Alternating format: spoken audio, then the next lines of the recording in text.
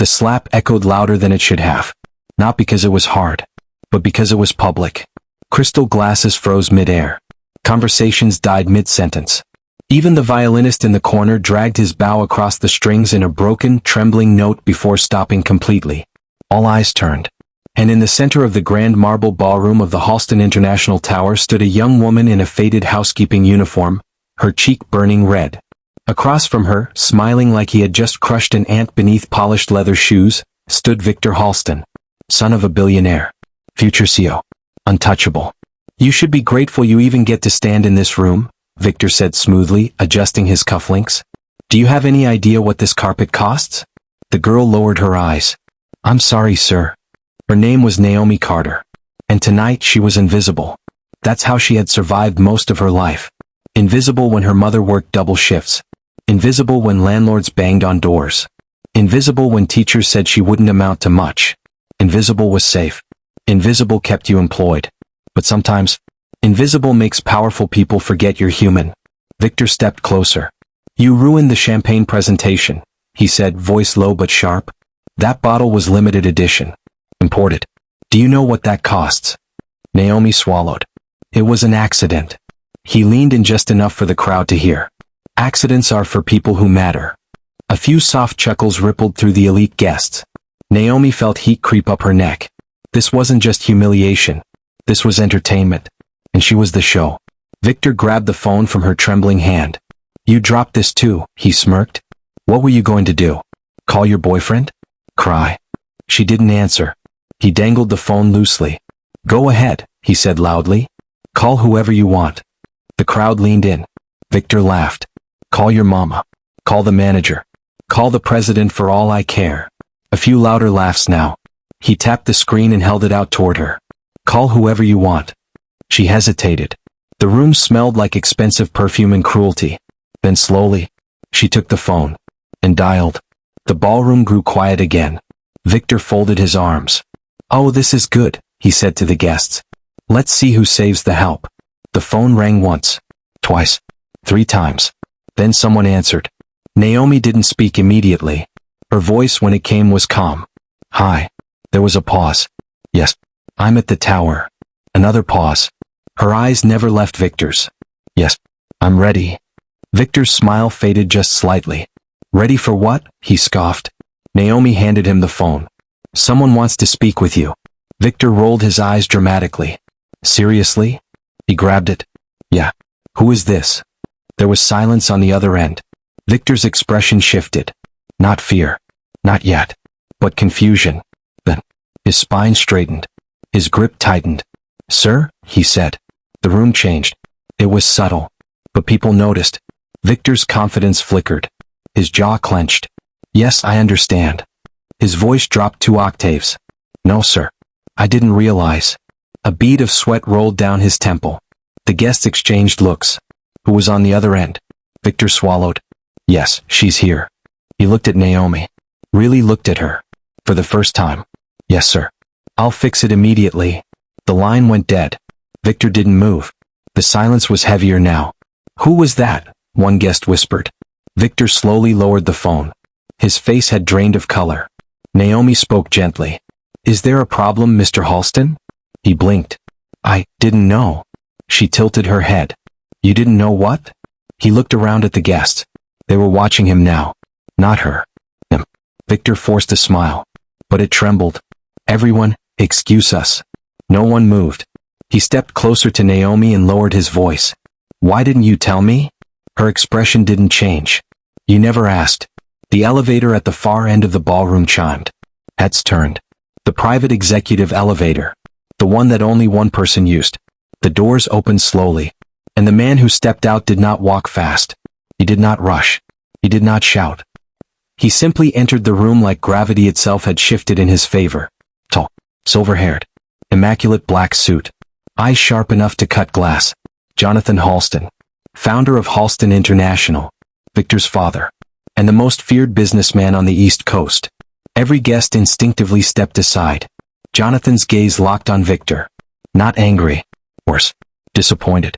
"Explain," Jonathan said calmly. Victor's mouth opened. Closed. Opened again.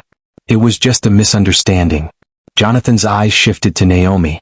For a split second, warmth flickered there, then gone. Miss Carter, Jonathan said, voice measured. I apologize. The room gasped. Apologize? To the maid? Victor felt the ground tilt.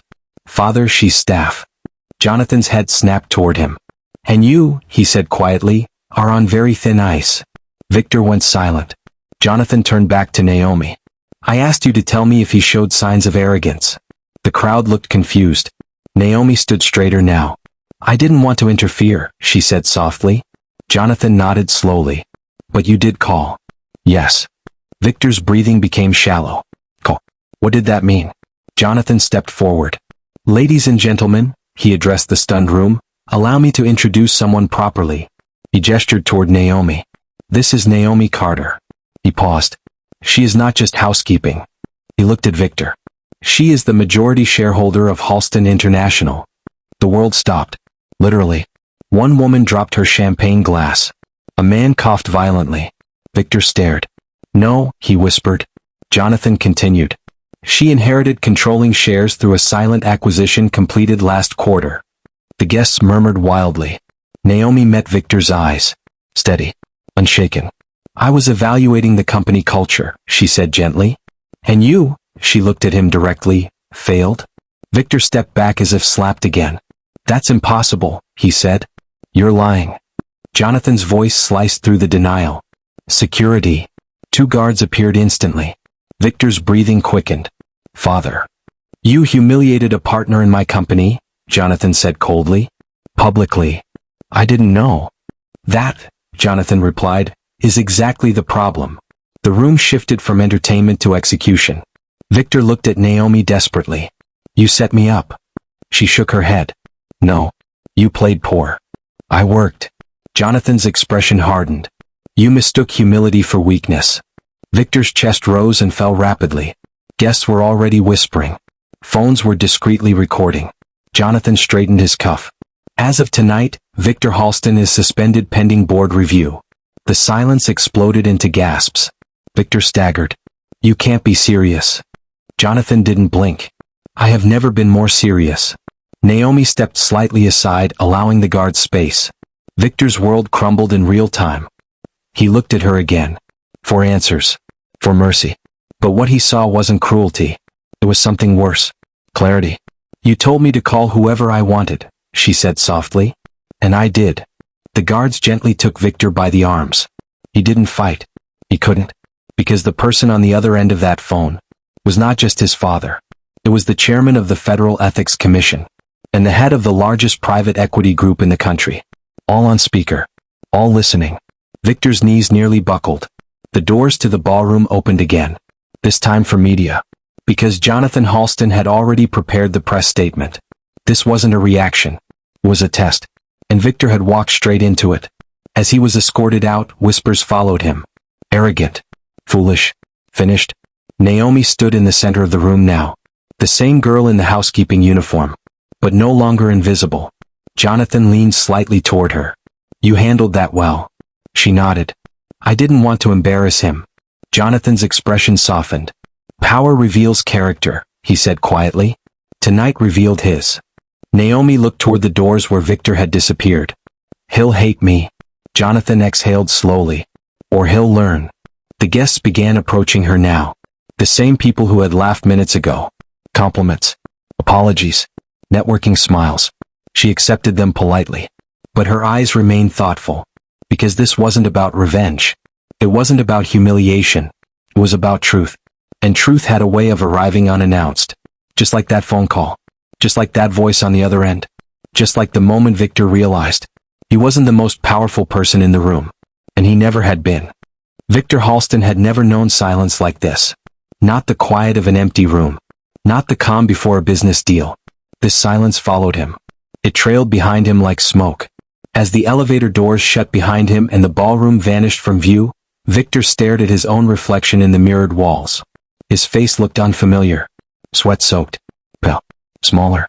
The golden boy of Halston International had just been publicly stripped of his shine. And it wasn't just his father who heard that call. It wasn't just the Ethics Commission chairman. It wasn't just the private equity board. It was everyone. Because the call had been recorded. And within 20 minutes, clips from the ballroom were already circulating among high-level investors. The humiliation wasn't private. It was strategic. Victor leaned against the wall as the elevator descended. "How did I not see it?" he muttered. The answer was simple. He never looked.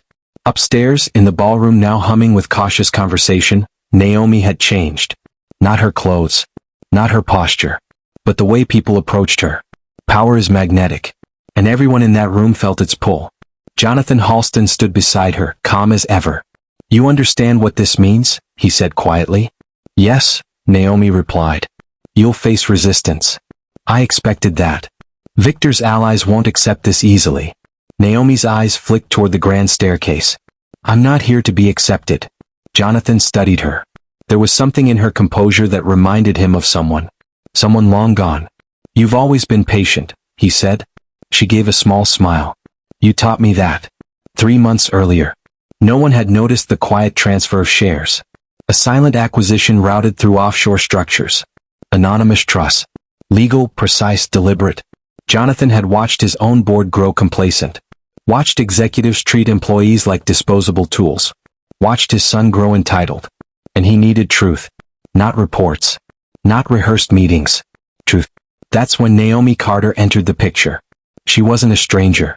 She had been a scholarship recipient from the Halston Foundation 10 years ago. Brilliant. Disciplined. Resilient. Jonathan had kept track of her career quietly. MBA. Corporate restructuring expertise. Specializing in internal culture reform.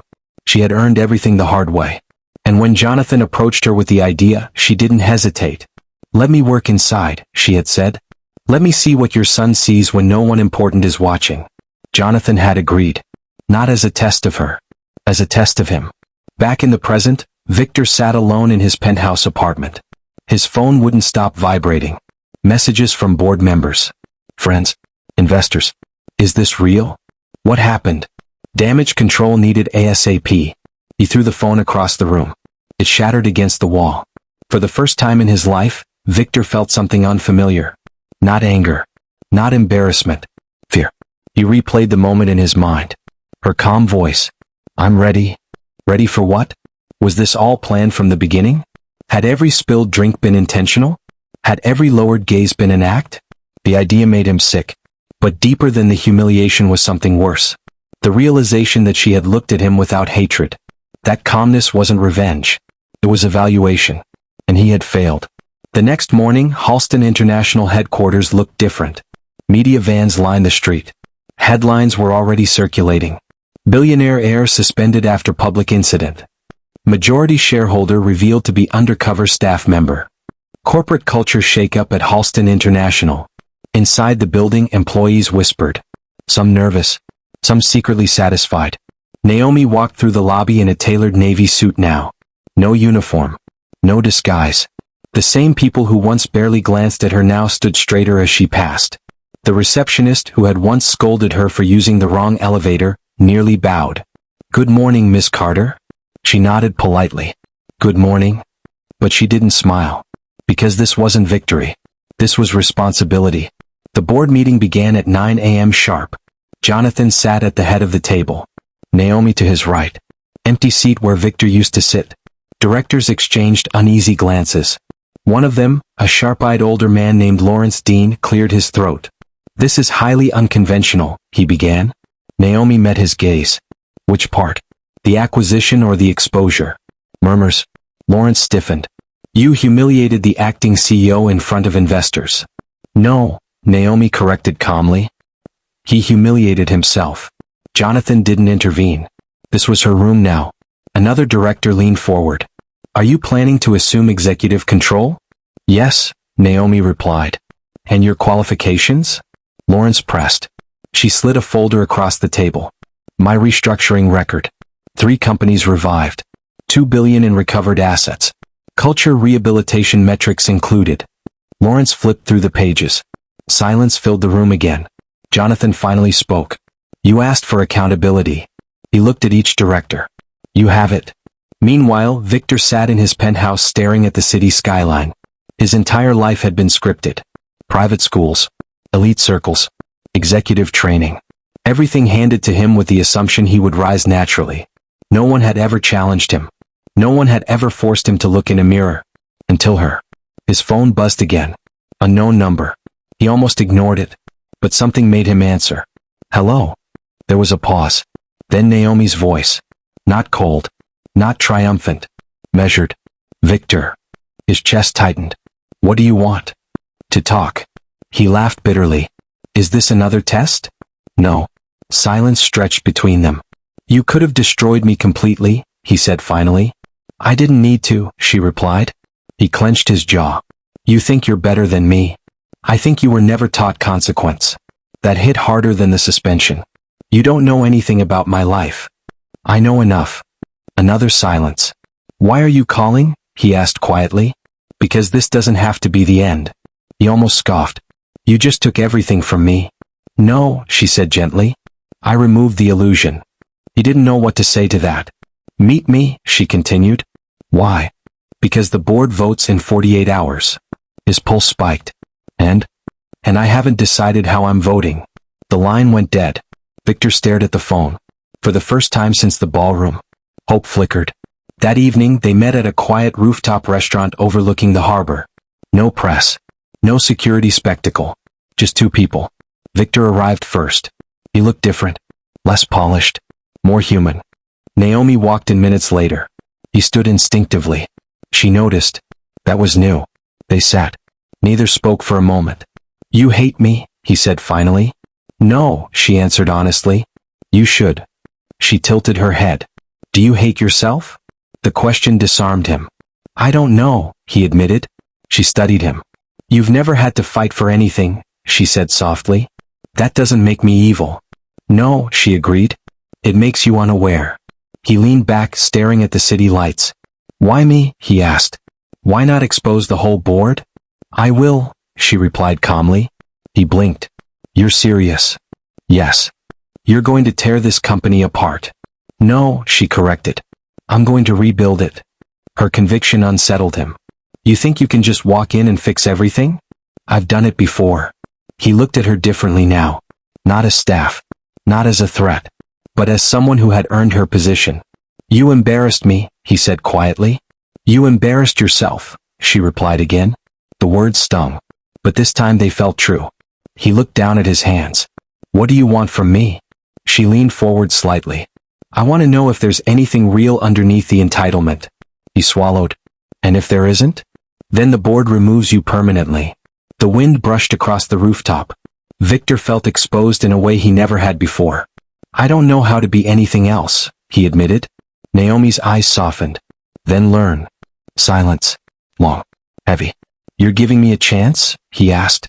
I'm giving you a choice. She stood. The vote is in 48 hours. She paused. Show me something worth defending. Then she walked away. Victor remained seated long after she left. Because for the first time in his life, he wasn't fighting for power. He was fighting for redemption. And that battle was much harder. Victor didn't sleep that night. Not because of fear. Not because of anger. But because, for the first time in his life, someone had looked at him and asked a question no one else ever had. Is there anything real underneath the entitlement? And the worst part? He didn't know the answer. By 6 a.m. he was already dressed. No driver. No assistant. No tailored three-piece suit. Just a simple navy jacket and slacks. He walked into Halston International headquarters alone. The same building that once parted for him like royalty. Today the security guard hesitated. Sir, your access badge has been temporarily suspended. Victor paused. That would have enraged him a week ago. Today he nodded. Understood. He stepped aside. Waited. Like everyone else. Employees entering the building stole glances at him. Whispers followed. That's him. Did you see the video? He slapped her. Victor didn't react. He deserved the whispers. 10 minutes later, Naomi stepped through the revolving doors. She noticed him instantly. Of course she did. He wasn't hiding. She approached calmly. You're early. I didn't want an escort.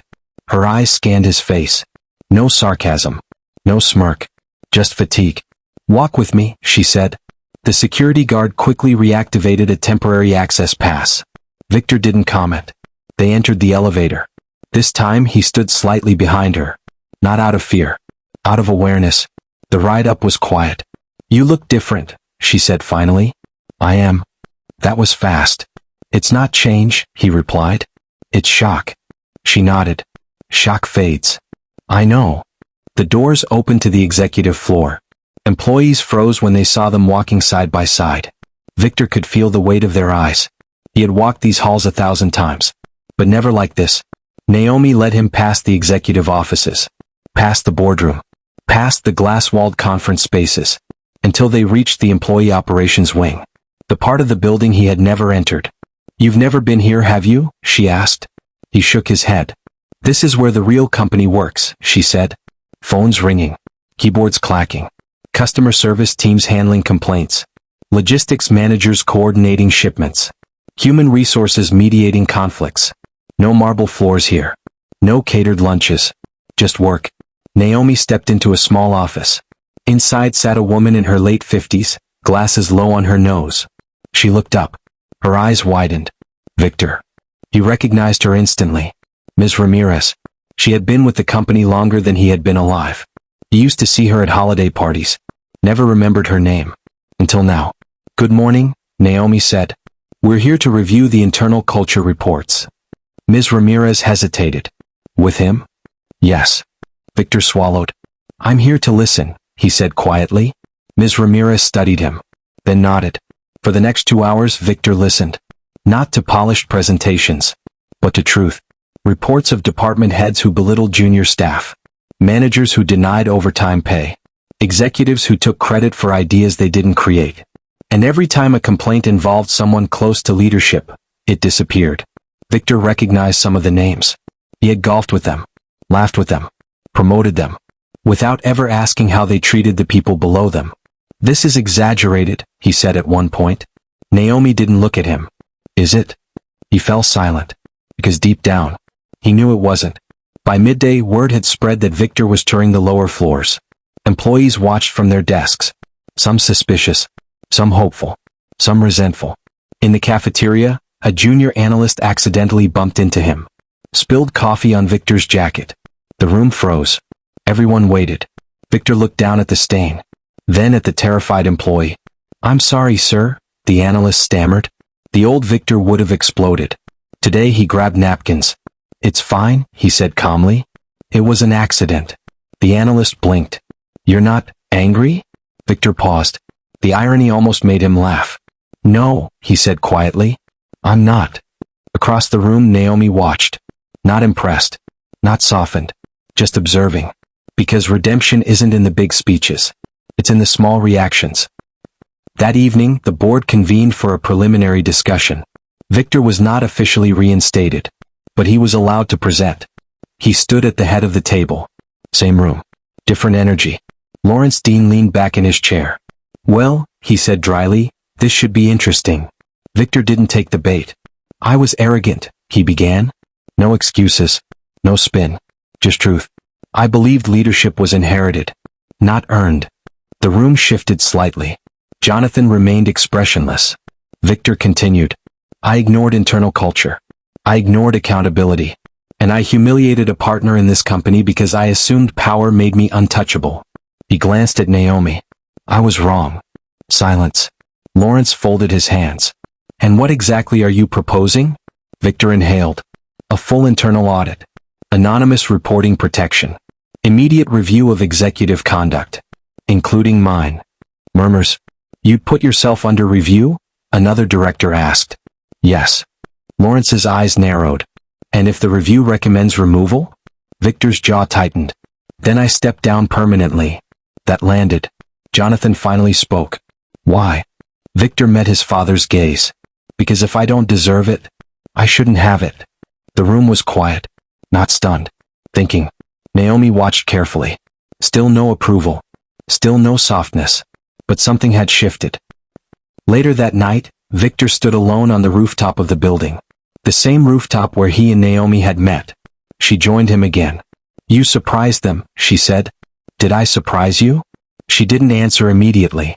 "You're trying," she said. "That doesn't mean I succeed." "No." The wind carried the distant sound of traffic below.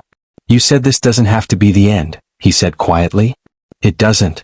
But redemption isn't performance. He nodded. I know. She studied him. Why do you care? She asked suddenly. About the company? Or about proving something? He exhaled. I don't know who I am without it. She stepped closer. That's the problem. He looked at her. You had to build your identity from nothing, she said. I was handed mine. He didn't argue. Because it was true. What if I lose? He asked softly. Then you finally start, she replied. He didn't understand. Start what? Becoming someone real. Her words lingered long after she left. But just as Victor began to change, a threat was already forming. Because not everyone on that board wanted reform. Not everyone wanted exposure. Lawrence Dean sat in his private office, phone pressed to his ear. Yes, he said quietly. The acquisition needs to move faster. Pause. No, the boy is unstable. The girl is idealistic. Another pause. I'll handle it. He ended the call. Opened a confidential file. Halston International, hostile takeover contingency. He smirked slightly. If they want to play reform, he muttered, we'll show them war. Because while Victor was learning humility, and Naomi was rebuilding culture, someone else was preparing to dismantle everything. And they didn't know yet. But the real enemy was sitting at their table the entire time. 48 hours. That's how long Victor had to prove he wasn't just a headline. 48 hours before the board vote. 48 hours before his future became permanent. But while he was fighting for redemption, Lawrence Dean was fighting for control. The emergency board meeting was scheduled for 8 a.m. sharp. By 7:30 something felt wrong. Phones were buzzing across the building. Stock alerts. Market movement. Internal emails flagged confidential. Victor was in Naomi's office when it hit. Her assistant burst in without knocking. Miss Carter, we have a situation. Naomi stood immediately. What kind? Large volume stock purchases overnight. Coordinated. Anonymous shell corporations. Victor's stomach dropped. How large? 18%. The room went still. 18% was not casual investment. It was positioning. Victor looked at Naomi. Hostile. She didn't answer right away. Check voting rights structure, she ordered calmly. The assistant's fingers flew across a tablet. Then, her face went pale. They're targeting swing shares. Victor swore under his breath. Lawrence. It had to be Lawrence. Naomi turned toward him slowly. You knew something like this was possible? Yes, he admitted. Why didn't you say anything? Because I didn't think he'd move this fast. Naomi's jaw tightened. This isn't just about you anymore. I know. For once he did. At 8 a.m. the boardroom doors closed. Jonathan sat at the head. Lawrence to his left. Naomi and Victor side by side. The tension was surgical. Lawrence leaned back casually. Before we begin, he said smoothly, I'd like to address recent market activity. Jonathan's eyes sharpened. You already have. Lawrence smiled faintly.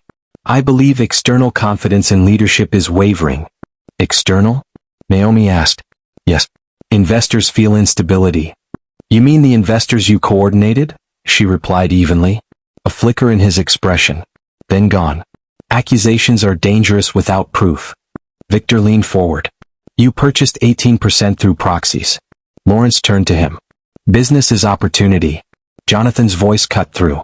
State your position clearly. Lawrence folded his hands. I moved to suspend both Victor Halston and Naomi Carter pending independent review. The room erupted. You don't have the authority, one director protested. I do, Lawrence replied calmly, with majority backing. He slid a document across the table. Signed commitments. Proxy agreements. Voting alliances. Victor felt the blood drain from his face. This was never about reform, he muttered. Naomi remained still. You've been planning this. Of course, Lawrence said softly. You two were distracted by morality. Jonathan's gaze was ice. You'd risk destabilizing the company for power? Lawrence's voice dropped. I built half this company while you were grooming heirs and scholarship cases. The insult hung in the air. Naomi didn't flinch. You underestimated me, she said quietly. Lawrence smiled. No. I calculated you. He turned to the board. Vote. Hands began to rise. 1, 2, 3, 4. Victor's pulse thundered in his ears. If Lawrence secured just 2 more, control shifted. Naomi leaned toward Victor. Now, she whispered, Victor hesitated for half a second, then reached into his jacket, pulled out his phone, and dialed. Lawrence laughed. Calling for help again? Victor's eyes never left his. Call whoever you want, Lawrence mocked. Victor pressed speaker. The phone rang once, twice, then a voice filled the room. Calm, measured, recognizable. This is Chairman Everett. The room froze. The chairman of the Federal Ethics Commission. The same voice from the ballroom. Lawrence's smile faded. Chairman Everett continued. This call is being recorded. Silence. Victor spoke clearly. We have evidence of coordinated market manipulation involving internal directors. Naomi slid a folder onto the table. Timestamp transfers. Offshore routing. Matching communication logs. Lawrence's breathing changed. Chairman Everett's voice remained steady. Mr. Dean, are you present? Lawrence didn't respond. Answer the question. Yes. Then remain seated. Federal investigators are en route. The air left the room. One director stood up abruptly. What is this? Naomi's tone was controlled. A consequence. Lawrence's mask cracked. You think this saves you? He snapped. No, Victor said evenly. It saves the company. Lawrence stood suddenly. You were weak. Both of you. Jonathan rose slowly. No, he said.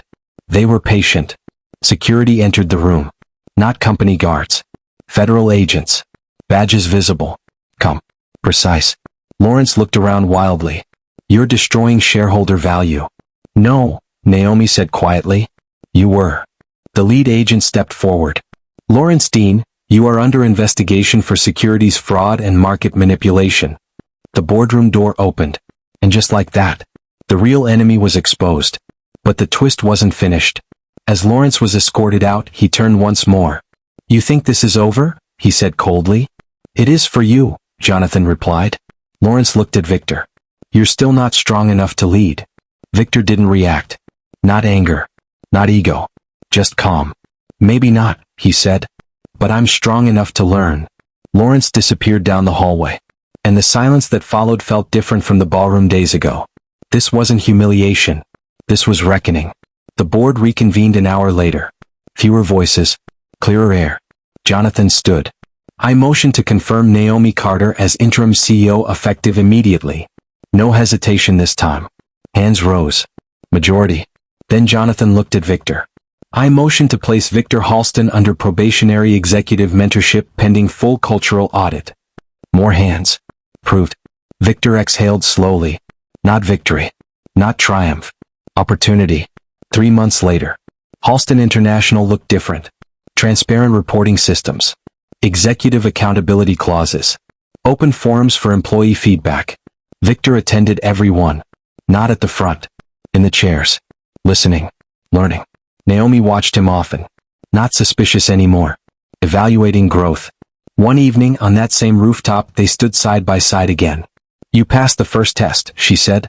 He gave a small smile. There's more, isn't there? Always. He nodded. I'm ready. She studied him. Not as an opponent. Not as a project. But as a partner in rebuilding something broken. You know, he said quietly, when you called that night, I thought my life was over. It was, she replied softly. He looked at her. What? The version of you that thought power was permanent. He laughed gently. Good. The city lights shimmered below. Victor took out his phone. Scanned the skyline. You ever think about that moment? He asked. In the ballroom? Yes. She nodded. You told me to call whoever I wanted. He smiled faintly. And I laughed. You did. He looked at her. But when I heard who was on the other end. He paused. His voice steady now. I realized power doesn't shout. She met his gaze. It listens. The wind swept across the rooftop. And somewhere far below, the company they both fought for continued running. Stronger. Cleaner. More honest. Because someone finally answered the phone.